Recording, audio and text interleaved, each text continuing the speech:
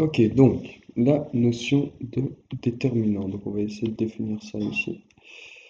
Euh, donc, premièrement, ce qu'on va prendre, c'est qu'on va prendre, on va travailler ici sur une matrice A avec des éléments A, I, J, comme toute matrice normale, et on va symboliser, comme le début de ce chapitre, les vecteurs colonnes de la matrice A comme étant les x1 jusqu'à xn. On va aussi travailler avec la matrice identité de taille n, donc qui sera de la même taille vu que de la matrice A, vu que on prend une matrice A carré d'ordre n, donc elle a n lignes sur n colonnes. Cette matrice identité, on définit ces vecteurs colonnes comme étant E1, E2, etc. jusqu'à E de n. Voilà. En sachant que E de i, la colonne, c'est une colonne, un vecteur colonne dont on retrouve des zéros partout dans le vecteur colonne, sauf à la ième ligne où on retrouve un 1. Ce qui est logique pour une matrice identité. Donc l'utilité de prendre, je peux descendre, oui, l'utilité de prendre une matrice A et un vecteur colonne ainsi que la matrice identité, c'est qu'on va pouvoir réécrire les vecteurs xj de notre matrice A comme étant la somme allant de i, j, j'expliquerai après ce que ça veut dire, jusque n des a, i, j, j, e, i, j. D'accord? C'est exactement la même chose. On va prendre donc un exemple que je vais noter en bleu avec une matrice par exemple qui est définie d'ordre 2. Donc avec l'élément A11 en première ligne, première colonne, A12 en première ligne, deuxième colonne, première ligne, et deuxième colonne, deuxième ligne, qui peut s'écrire comme x1, x2, comme on le définit ici. Et donc x1 sera égal à A12, A12, et là, mes excuses, c'était A11, A11, A12, petite erreur de distraction. Voilà, A11, A12, et le vecteur x2 qui sera égal à A21, A22. Donc ce que j'essaye de me convaincre, c'est ceci. Donc, je passe par un exemple. Si je réécris le vecteur x1, je peux dire que c'est une combinaison linéaire, ici, de A11 plus A12. C'est donc ceci plus ceci, qui est bien une somme d'une combinaison linéaire. Si je réécris ceci ici, 1, 1, 1, E1 plus A1, 2, E2, ça va paraître beaucoup plus clair grâce à cet exemple. Parce que en fait, le vecteur colonne E1 et le vecteur colonne E2 viennent de où? Ben, ils viennent de notre matrice identité de taille 2, qui est définie comme ceci. Donc, comme E1 avec le vecteur 1, 0, et E2 comme le vecteur 0, 1. Et donc, ce qu'on fait, c'est qu'on réécrit en quelque sorte euh, les coordonnées de notre vecteur x1 dans la base canonique. Effectivement, ça c'est correct, puisque A11, s'il est multiplié par le vecteur colonne 1, 0, et A12 multiplié par le vecteur colonne 0, 1, ça vaut effectivement A1, 1, 0, plus 0, 0, A1, 2. Voilà, comme ceci. Et ça, quand on les additionne, ça revient bien à notre vecteur colonne x1 qui était A11, A12. Donc, pour récapituler, on réécrit ça ici. Donc c'est juste un exemple pour se convaincre que c'est juste. On se rend compte qu'on peut réécrire le vecteur A1 fois E12 plus A12 fois E2, et ça c'est égal à X1. Pour s'en convaincre, on garde le vecteur, on réécrit ce vecteur-là comme ce vecteur-là. Effectivement, quand on multiplie, on a ça, on additionne ça, on revient bien à la valeur de notre vecteur de base. Et du coup, on se rend compte que ceci est totalement dépendant de ceci. Et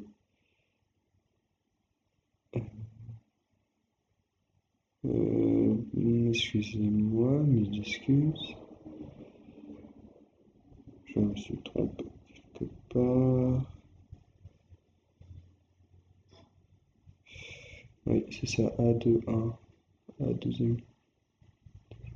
Première ligne, deuxième colonne. Oui, oui, oui. J'ai inversé les indices ici. C'est donc pour ça. J'en suis farouchement désolé. Il y a plein d'erreurs dans cet enregistrement, mais bon, je ne pense pas que quelqu'un va les regarder. Donc ici, nous sommes bien en deuxième ligne, première colonne, et ici, première ligne, deuxième colonne. Première ligne, deuxième colonne. Première ligne, deuxième colonne. Ok. Première ligne, deuxième colonne. Et du coup, on revient bien à ici, et c'est donc pour ça ici qu'on avait une erreur. C'est que ici aussi l'erreur était présente. On a bien A2, et j'ai recopié évidemment parce que sinon ce ne sera pas drôle. La même erreur là. Et la même erreur là. En fait, je ne me suis pas du tout corrigé. Bon, c'est plus propre du tout. Donc 0, A2, 1, A2, 1. Et cette fois-ci, c'est bien correct. Donc on se rend compte que l'indice ici, il dépend effectivement de l'indice là, puisqu'on prendra toujours la première colonne. Donc si on veut généraliser ça, on doit noter ceci par un certain indice et une certaine lettre. On va choisir la lettre J, c'est toujours celle-là qu'on choisit pour désigner les colonnes. Ensuite, on se rend compte que ceci, c'est écrit fort gras, l'indice ici, le premier indice de notre élément A, est le même que l'indice de notre élément 1. Effectivement, c'est logique, puisque si je choisis mon premier l'élément là, je dois pouvoir le multiplier par 1, et que le deuxième s'annule. Donc c'est logique que ceci soit lié à ceci. Et on remarque que cet indice-ci est lié à cet indice-ci. Mais cet indice-ci, il change aussi en fonction de la colonne sélectionnée. Si je viens dans le deuxième exemple ici, je me rends compte que je n'ai plus... c'est parce que je me suis trompé ça. 1, 2, check. Donc ici 1, 2, ici j'ai 1, 2. C'est logique, c'est logique. Oui, pardon. C'est logique puisque cet élément ici est lié à la j-ème colonne. Donc ça va changer. Donc, en tout cas, on voit que ceci est lié à ceci et celui-ci est lié à celui-ci. On a toujours cette correspondance. Donc on va nommer cet élément ij. C'est justement ce i de j égale à 1 qu'on va faire varier jusqu'à n. Pourquoi est-ce qu'on le fait varier sur jusqu'à n? Mais parce que notre matrice est de taille n. Pareil pour notre élément ij ici. Excusez-moi pour la petite erreur. On va aussi travailler la forme multilinéaire avec une forme avec une forme multilinéaire alternée. Donc ça c'est quelque chose que je vais mettre dans les choses avec lesquelles on travaille. On va travailler avec une forme multilinéaire alternée qui est définie comme étant x1, wdx1, x2, etc. jusqu'à xn, étant une forme multilinéaire alternée quelconque, avec x1, x2, xn comme étant les vecteurs colonnes de A, qui représentent d'un point de vue géométrique, un hypervolume dans l'espace M. Bien, donc, si je réécris cette matrice, vu qu'elle a disparu, enfin cette matrice, cette forme multilinéaire alternée, je peux la réécrire comme ceci. Donc, j'ai ça. Donc, j'ai trois choses avec lesquelles je vais travailler, la forme multilinéaire alternée, la matrice A et la matrice identité. Et je sais que, d'après ce que je viens de dire, de poser, que je peux définir mon vecteur x1, x2, xn, etc. comme étant, donc si je réécris x1, comme étant la somme des i1, puisque je travaille avec le premier vecteur colonne, qui va de 1 jusqu'à n, des a, i1, 1 fois ei1. Donc voilà, ça c'est comme je le réécris ici. Vu que ici nous sommes dans le cas de la première colonne, je repasse donc les j par 1. Ensuite, pareil, pour le vecteur x2, que je peux réécrire vite fait, i2 égale 1 jusqu'à n de a i2, 2 fois e i2, etc. Si je généralise cette formule à n, j'arrive à A, je prends la colonne n, comme je prenais la colonne 2 quand c'était pour le vecteur 2, vecteur colonne 2, et je vais jusqu'à n, pas de raison de ne pas pouvoir la mettre, DAIN, n fois EIN. Bien. Je me rends compte qu'en fait, par la multilinéarité, je peux simplifier tout ça. La question, c'est comment simplifier tout ça, qui est quelque chose de pas facile. Quand on ne se rend pas compte de la multilinéarité. Donc je vais d'abord noter aux étapes auxquelles on arrivera sans être passé par l'exemple. Donc je sors mes sommes, somme de A, I, de 2, etc. Ici je fais le 1, etc. jusque somme de A, I, N, N. Voilà. Fois W, et là je me retrouve avec nos vecteurs colonnes de la matrice identité. Voilà, donc cette partie-là se retrouve ici. Trois petits points, I-N. Cela, ça vient d'où? Évidemment, on va pouvoir simplifier ça après, qui va être assez direct. En fait, si on développe de là pour avoir un exemple, on va reprendre la matrice dont j'ai donné l'exemple tout à l'heure. Première ligne, deuxième, première ligne, première colonne. Première ligne, première colonne, et deuxième ligne, première colonne. Première ligne, deuxième colonne, et deuxième ligne, deuxième colonne. Ok, avec le vecteur x1, 1, 1, et x2, à tout. Ok, avec aussi le vecteur E1, 1, 0, désolé, c'est très et 0, 1. Donc, si je réécris mon vecteur x1, bon, j'hésite à le réécrire parce que j'ai noté tout à l'heure, x2, c'est la somme des i1, puis on travaille avec la première colonne, qui va jusque 2, puisque nous avons donc deux éléments, et que notre matrice fait taille 2 fois 2, t, a, i, 1, 1, e, i, 1. Bien. Pour x2, pareil, la même somme, sauf que c'est a, i, 2, enfin, il faut changer l'indice ici évidemment, a2 et e, i, 2. Ok. Donc maintenant, Je sais aussi que ça s'écrit évidemment, mais plus besoin de le noter. Ça s'écrit comme A11 E1 plus A21 E2. Ça n'écrit pas A21 2, voilà. Et ceci comme A12 E1 plus A22 E. Juste allumer la lampe.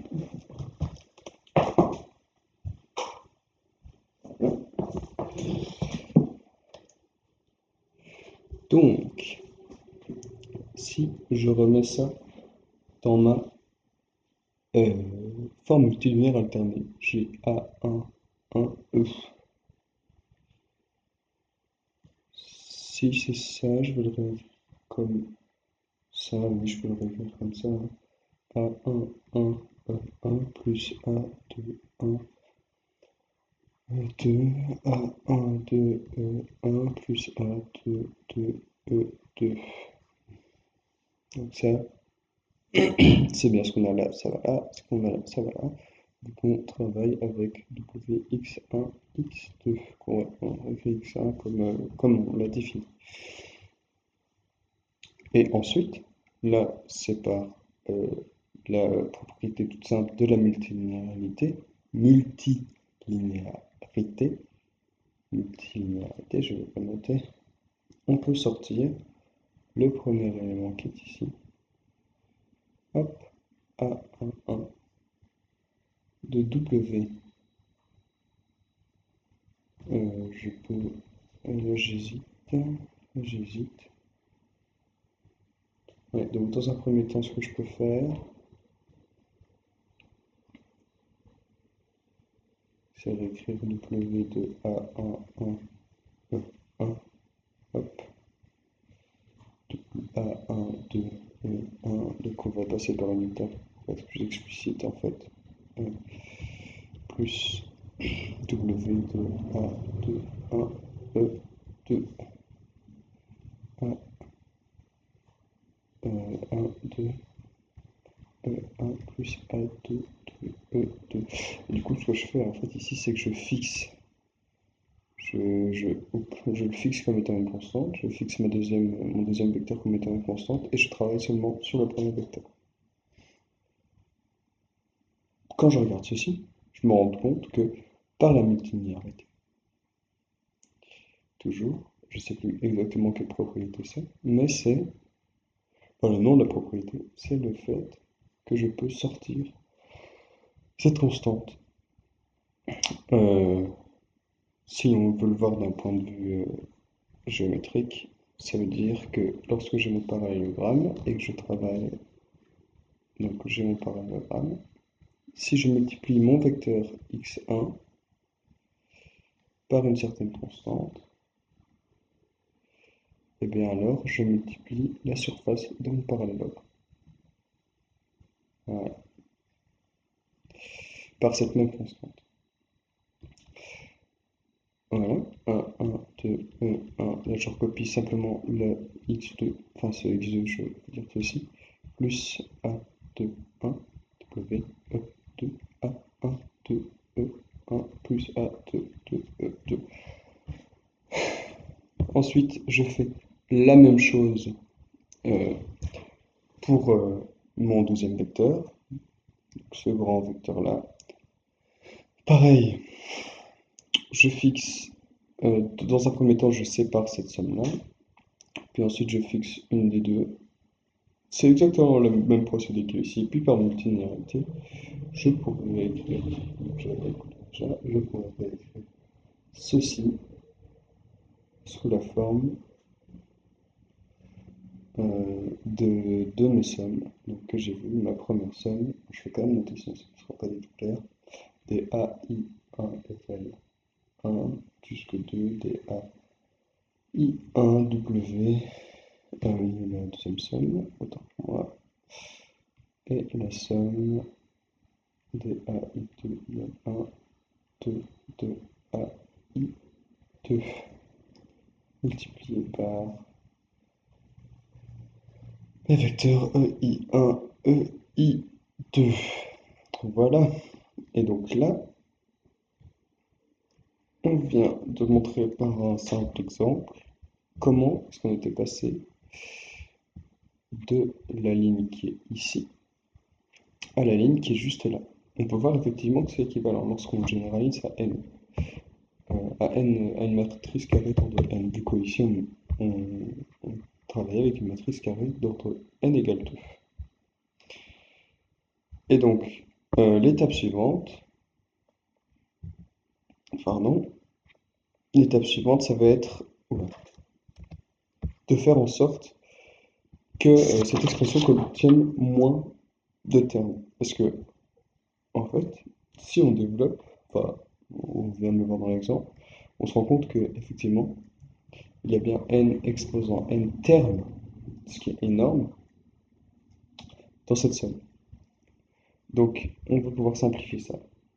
Et en fait, on se rend compte que c'est complètement immédiat, puisque si je réécris cette somme ici, je reprends c'est bien ça. En fait, on se rend compte qu'on a, ça devient, donc je réécris la somme comme elle était là. Je fais d'abord la somme des I1 égale 1, I2 égale 1, etc. On connaît A12, W2, E1, E2, plus A1, 1, A2, W, E1, E2.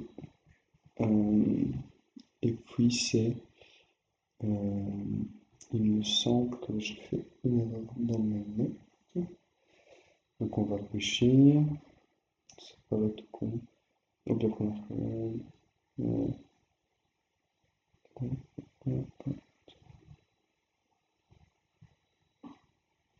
Ouais, et c'est bien là où j'ai fait l'erreur. Donc ici, ce n'est pas E1. Attention, c'est bien E1, E1. Alors comment ça se fait? Eh bien si on développe ça, on va mettre I1 égale à 1. On se retrouve avec I1, 1, tchac. I1 est égal à 1. Ici, I2 est égal à 1. B, ok, I2 est égal à 1. Donc I1 et I2 sont égaux. Au final, I1 et I2 sont égaux quand ils sont égaux à 1, donc c'est pour la première somme. Et aussi quand ils seront tous les deux égaux à 2. Donc on se retrouve ici, le premier terme et le dernier terme, enfin comme on va développer juste après. Voilà. Désolé si ce n'est pas très clair, j'espère que personne ne regardera cette vidéo. Ensuite, on aura la somme où I2 sera égal à I2 pardon, sera égal, oui c'est ça, I2 sera égal à 2 quand I1 sera toujours égal à 1. Et puis après on aura la somme de A2, 1, A1, 2, W, 1, E2, pardon, E2, c'est bien là où j'avais fait aussi une erreur dans mes notes, E2, E1, plus, et ensuite ça c'est le cas obvious, A2, 1, A2, 2, W2. Donc ici, effectivement, les éléments IJ sont les mêmes, enfin I1 et I2 sont les mêmes. Si on généralise, c'est IJ, donc E2, E2. Et en fait, on se rend compte que par le caractère alterné, est-ce que je peux changer de couleur? Oui. Vu qu'on a dit qu'on travaillait dans les hypothèses avec euh, une forme multilinéaire alternée, une propriété des formes multilinéaires alternées, c'est lorsque l'on a deux colonnes qui sont égales, et bien ça veut dire que notre forme multilinéaire prend la valeur de 0. Donc si le W est égal à 0, on a tout ça qui est égal à 0 et qui donc s'annule. D'un point de vue géométrique, on regarde le parallélogramme. Quand deux colonnes sont égales, ça veut dire qu'elles sont collinéaires. Donc on a x2, x1, que donc effectivement la surface du parallélogramme est égale à 0. Donc ça paraît logique. Et ensuite ici pareil, deux colonnes qui sont égales à alors on a notre forme multilinéaire qui est égale à 0. Et donc voilà, on a pu supprimer des termes. Et donc on se rend compte que de manière générale, au lieu d'avoir n exposant n, il me semble que c'est n exposant n termes dans la somme, eh bien on en supprime un certain nombre, ce qui fait qu'on se retrouve avec n factoriel termes dans la somme. Termes dans la somme. Voilà. Et donc, ensuite, on passe à une autre étape qui est, disons, le fait de le réécrire de cette manière. On se retrouve donc avec ceci. De manière généralisée, cela, on va l'écrire. Donc je réécris ma forme multilinéaire. Voilà. Et ça, c'est important de le comprendre. On se rend compte donc que les indices qui changent, ce sont bien ceci et ceci. Voilà. Et donc ici, on a toujours les mêmes, c'est 1, 2, 1, 2. Donc, pour ça, on va prendre en compte les permutations.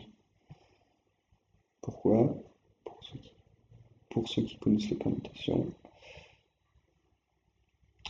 on a notre permutation identité donne 1, 2, et une permutation sur l'ensemble des permutations telles que, bon, c'est pas mathématique ce que je dis, mais en gros, si on permute, ça fait 2, 1. Effectivement, c'est les indices qu'on retrouve. Ici, le 1 correspond au 1 qui est ici, le 2 ici correspond au 2 qui est ici, le 2 ici et le 1 ici correspondent au 2 qui est là, et le 1 qui est ici. Donc effectivement, qu'est-ce qu'on va faire? On va définir un P qui appartient à notre grand P. Si je représente mon grand P ici, c'est ceci. Notre ensemble ici. Et puis j'aurai ma permutation P1, juste une erreur. La permutation CP égale à 1, 2, c'est également l'ensemble de mes permutations, donc ça c'est une erreur pour moi. C'est égal à 1, 2, il me semble, et 2, 1. Tchac, tchac. Je suis pas sur la notation d'un point de vue mathématique, mais bon. Ensuite, qu'est-ce qui se passe? Eh bien donc, vu que ceci, d'un point de vue permutationnel, comme on dit en très mauvais langage français, c'est P1, ici c'est P1, ici c'est P2, et ici c'est P2. Donc qu'est-ce qui se passe en fait? C'est que ici on a notre ensemble grand P. On va prendre d'abord notre première permutation. Donc on va faire la somme des permutations dans tout l'ensemble. Donc ce qui veut dire que le petit p ici va d'abord prendre pour la première somme. Donc ici on n'est pas du tout de manière générale, hein. On va prendre cette partie-là, et puis après il va sommer avec ce p qui est égal à cette partie-ci. Si je reviens à mon exemple, ça va donc dire que ça va se réécrire comme la somme du petit p appartenant à grand P de mes A, P1, 1, A, P2, 2. Pourquoi? Pourquoi? Mais, eh bien, c'est simple. Oula, voilà. C'est simple. Première valeur que va prendre P, c'est ma permutation identité. Donc, je sais que P1, pour tout premier terme, sera égal à 1. Ici, ce sera égal à 1. Ensuite, je réécris le 1 et P2 sera égal à 2. Là, par contre, c'est pas un symbole somme, du coup, c'est un fois. Voilà. 1, 2, 1. Plus A2. Donc, excusez-moi. Le P va ensuite prendre la valeur suivante. Donc, le P, petit p va être égal à celui-ci, à cette partie ici. Donc, on oublie ça, donc on l'a déjà considéré. On va considérer la permutation suivante, voilà, c'est plus français. Et donc, ici, notre P1 sera égal à 2 et notre P2 sera égal à 1. Voilà. Et donc voilà.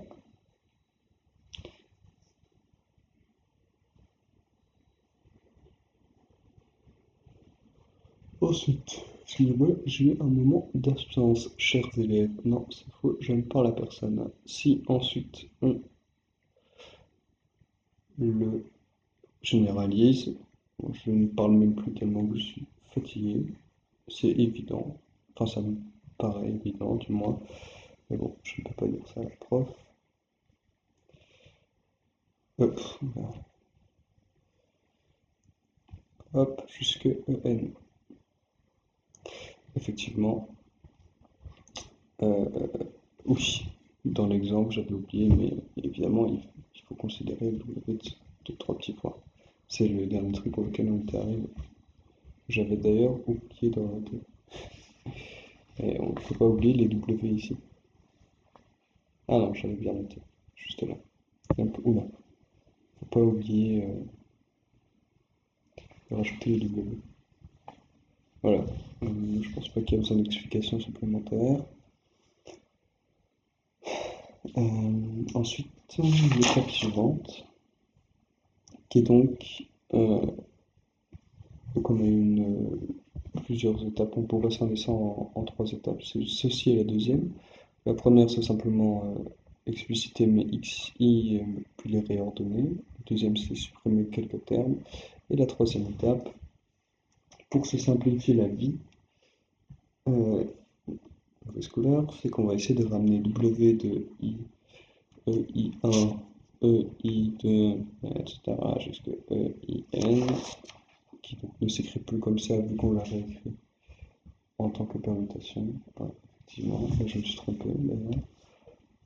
C'est très confus comme explication, mais en même temps, c'est parce que je suis fatigué. PN.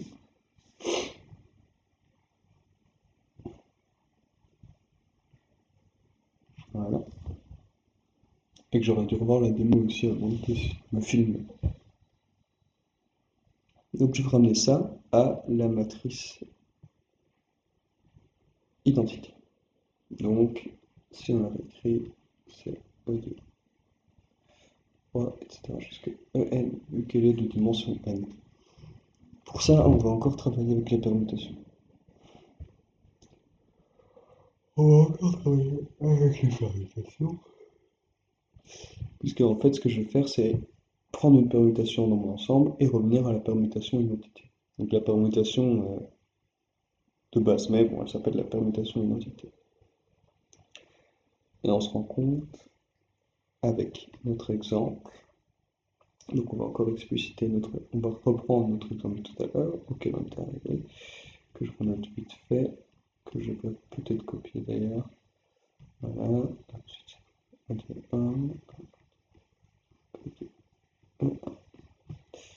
Donc, je réécris encore une fois pour expliciter et arriver au problème. Donc, ce que je veux faire, c'est pouvoir réécrire ça comme ça. Et en fait, là, c'est important de ne pas oublier, c'est que notre W est une forme multilinéaire alternée. Et donc, ça implique que lorsqu'on inverse 2 colonnes euh, dans notre forme multilinéaire, qu'on réécrit ça comme ceci, et bien on se retrouve avec moins W de ce qu'on veut mettre. Donc ce moins, on va le mettre ici, voilà, ici. C'est pas très clair, mais bon, c'est pas très propre. C'est pas très propre. C'est pas très clair, c'est pas très propre. Moins W. Et en fait, on se rend compte qu'en fonction du nombre de permutations, eh bien le signe que j'ai ici change. Donc, ce qu'on va faire, plutôt Donc, pour s'en rendre compte, et donc là, c'est pas qu'on parce que j'ai oublié. On va noter L de manière générale.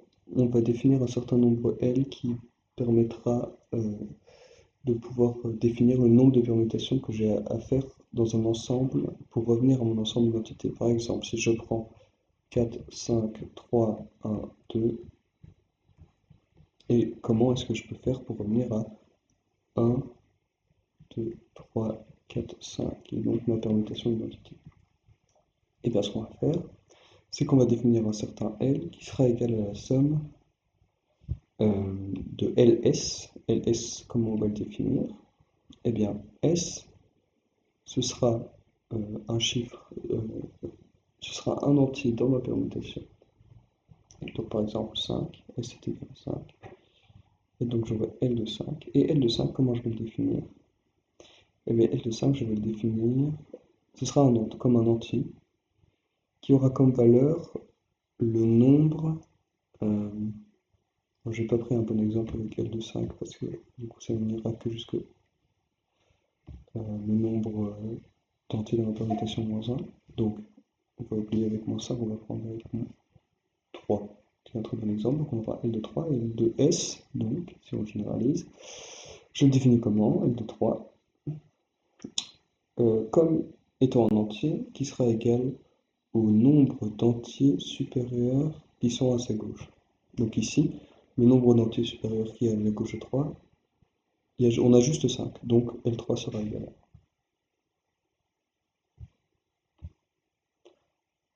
C'est simple. Pour généraliser, je vais essayer d'aller un peu plus vite parce que c'est assez long comme vidéo, j'imagine. Et assez long comme explication, on va me prendre full place sur un PC. Donc ce sera le nombre d'inversions que je devrais faire, ce sera la somme de L et S. Si quelqu'un un jour regarde cette vidéo et n'a pas compris, il faut expliciter l'ensemble ici, ou alors on va poser la question. Mais sinon, on définit L de 2 comme étant égal à chiffre 3. Voilà. Et donc ici, on aura pour notre ensemble ici, L qui sera égal à 3 plus 2. Donc ça fait 8. 8. Donc il nous faudra 8 inversions. Si ensuite je reviens à mon exemple de tout à l'heure, pas de manière générale, ne prenons pas spécialement de manière générale, je sais que ici, si je redéfinis mon nombre L, eh bien, ça veut dire que j'aurai une permutation à faire. Et donc que j'ai W2 par 1. Donc ça, c'est ce qu'on a tout à l'heure. Donc comment adapter ça grâce à notre nouveau nombre L?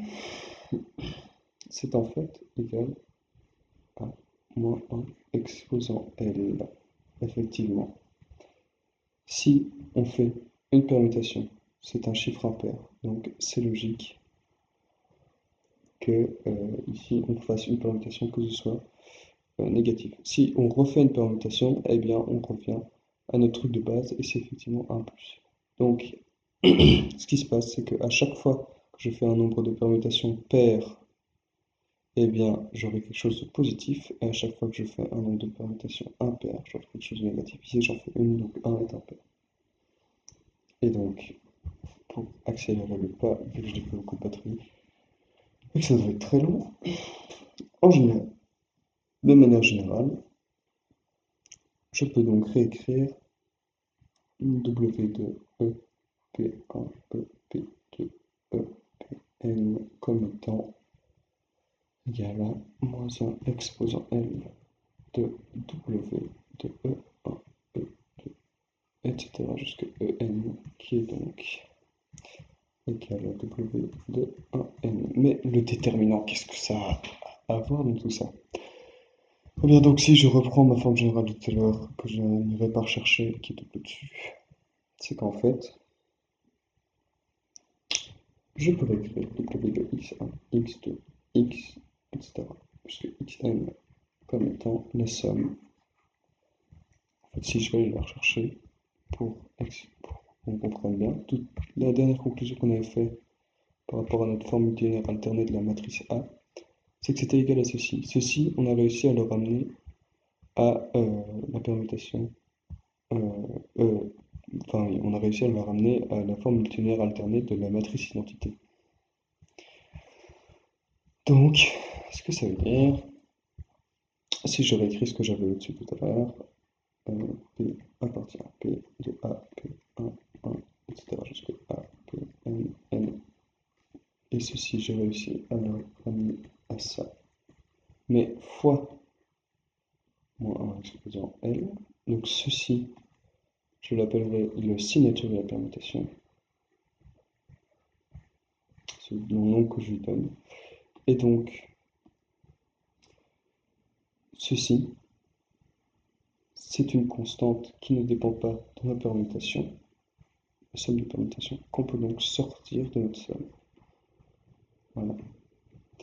Et donc, je me retrouve avec la somme de A, P1. On va noter SG devant, signature devant. Par contre, c'est pas égal. Je sors juste ça. Je sors juste ça. Je le mets devant la somme, ici. Et donc, je le réécris comme la signature de P. 1, P1, 1, 1, P, N, N. Et donc, le déterminant vient enfin prendre sa place dans tout ça. Le déterminant sera donc égal à la quantité ici. Voilà ce qu'est le déterminant.